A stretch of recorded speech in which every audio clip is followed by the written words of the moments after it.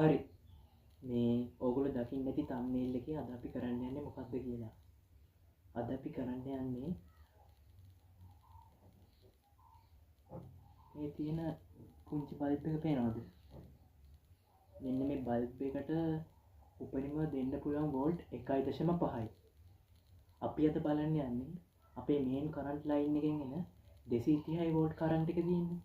අන්න ඒ කරන්ට් එකට අපිට මේක ගහන්න පුළුවන්ද කියලා. ඔයගොල්ලෝ දන්නවා ඇති වෝල්ටීයතාවය වැඩි දෙයක් වෝල්ටීයතාව අඩු උපකරණයක් ගන්න දෙයකට වැඩි වෝල්ට් එකක් දුන්නොත් එහෙම ඒක පිච්චෙනවා හෝ පුපුරලා යනවා කියලා.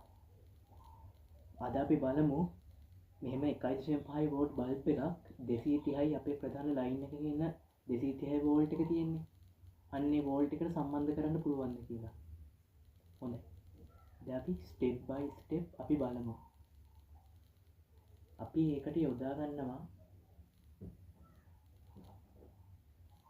මෙන්න මෙවැනි ආකාරයේ ට්‍රාන්සිස්ටර් එකක්.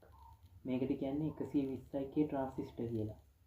අපි බලමු මේ දෙක යොදාගෙන කොහොමද අපි මේ වැඩේ කරන්නේ කියලා.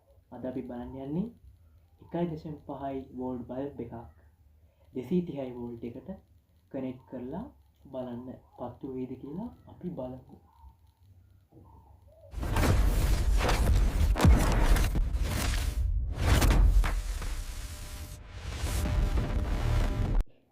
එහෙනම්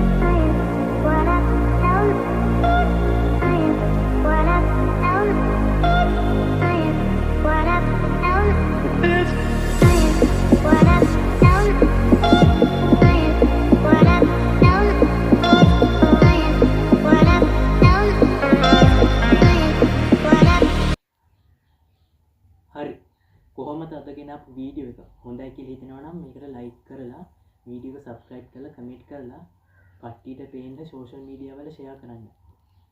මේ channel එක ඔයගොල්ලන් තව තව උඩට ගන්න උත්සාහ කරොත් මේ වගේ සුපිරි තව ටෙක්නොලොජි වැඩ hardware ටෙක්නොලොජි software ටෙක්නොලොජි මේ වගේ වැඩ ඔක්කොම ගොඩක් දේවල් කරන විදිය මම මේ channel එකෙන් කියලා දෙනවා. ඒ නිසා දිගටම channel එකත් එක්ක එකතු වෙලා ඉන්න. තව කියන්න දෙයක් තියෙනවා මෙම පරිපතේදී අපි වැඩ කරන්නේ 230 වෝල්ට් එකත් එක්ක. ඒ හින්දා උඩරිම පරිස්සම් වෙන්න ඕන. කොයි වෙලේවත් බල්බ් එක අපි සම්බන්ධ කරලා පස්සේ එතනින් අල්ලන්න යන්න එපා. වැදුනොත් ඉතින් වැදුනා. ඒ නිසා 230 වෝල්ට් එකත් එක්ක වැඩ කරන නිසා මම කියන්නේ උඩරිම අවධානය යොමු කරන්න වෙන කිසිම දෙයකට අවධානයක් දෙන්න එපා. හරි. මාලිත් ස්ටුඩියෝ සබ්ස්ක්‍රයිබ් කරන්න. බයි.